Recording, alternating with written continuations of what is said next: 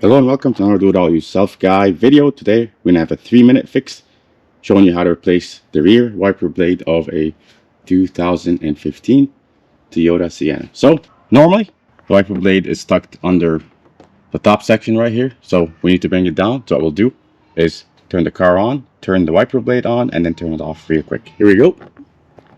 Okay, in the car I'll go ahead and turn on my Sienna, and then what I'll do, turn the rear wiper blade on, and immediately as it starts going down, I'll turn off the vehicle to keep the blade down. Here we go. Blade on, car off, and the blade is down, ready for replacement. Here's where the blade is at. Perfect spot, ready to get replaced. This should be easy.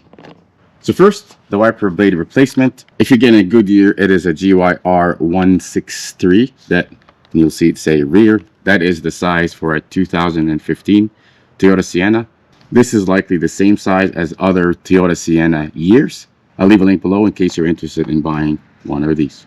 To disconnect the old blade, what you'll do is tilt this up at an angle, just like that, and then pull the wiper blade out. Tilting it up like this, and then simply pull out. Here is the shape of the attachment, and here's the inside of the blade. So as you can see, it's kind of at an angle right here, and it simply slides on.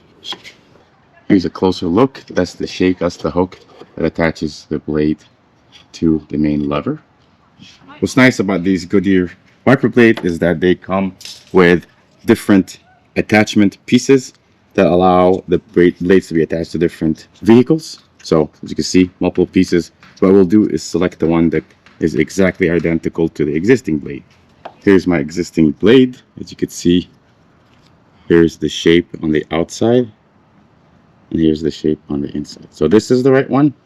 To attach the piece that connects to the main lever, you simply slide one side in place. As you can see, the curve in this side attaches like this, and you simply push it down in place, and now we can connect to the main lever. Here you go.